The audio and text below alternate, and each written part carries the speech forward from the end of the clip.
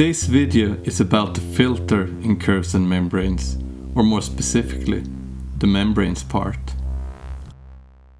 When I started building this synth, I experimented with quite a lot of different filter models. I basically had three requirements. It should sound good, it should be intuitive, and it should be visually engaging. In my personal opinion, the final model does all three. At its most basic level, the filter can be described as a 32-band filter bank. There are three nodes controlling the levels of the bands. A low-pass node, which affects the band below its position. A high-pass node, which affects the bands above its position. And a bandpass node, which affects the band at and around its position. Each node can be moved both vertically, which affects the amplitude of the bands, and horizontally, which affects which bands are affected. But stopping at that explanation would be to oversimplify it a bit. Each filter band is also a simulation of a vibrating tongue membrane with shared control for tension and damping. When hit by sound, when damping is not set at its maximum, those vibrations can be seen in the visualization. They are present in the sound as well, although they can easily get masked by harmonics.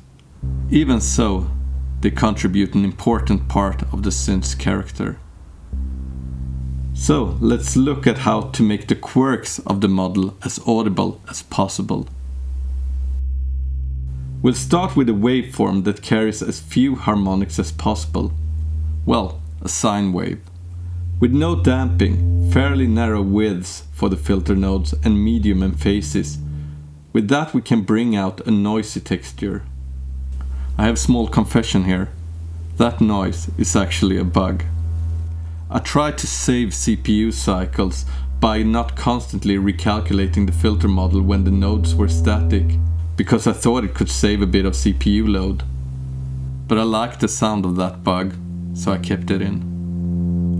So let's instead listen to the vibrating membrane tongues and their more natural sound. If we set one of the node's orbital modulators to a radius above 0 and a slow rate, the character changes. We get a more fixed frequency vibration. It is still noisy, but there is now a tone in there as well.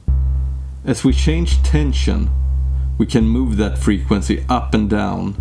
If we introduce more damping, the frequency goes down and the sound becomes smoother. And phases affects the character too. If we then switch to a waveform with more harmonics, the tone gets more masked, but is still there. Let's use some EQ and compression to bring out both variants as clearly as possible.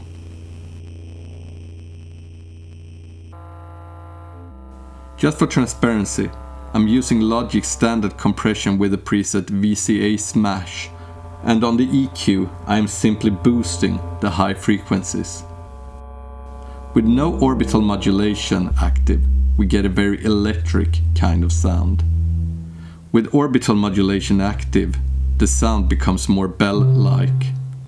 In general, this vibrating behavior is most obvious in the lower bands, because the higher frequencies tend to mask or cancel it more easily.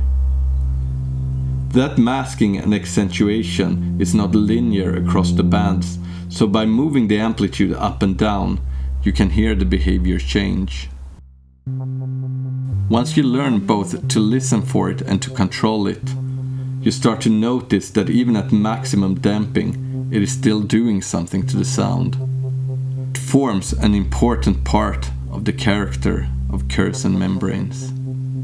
Personally, I think it gives the synth an almost organic quality. Let's listen to a few more examples.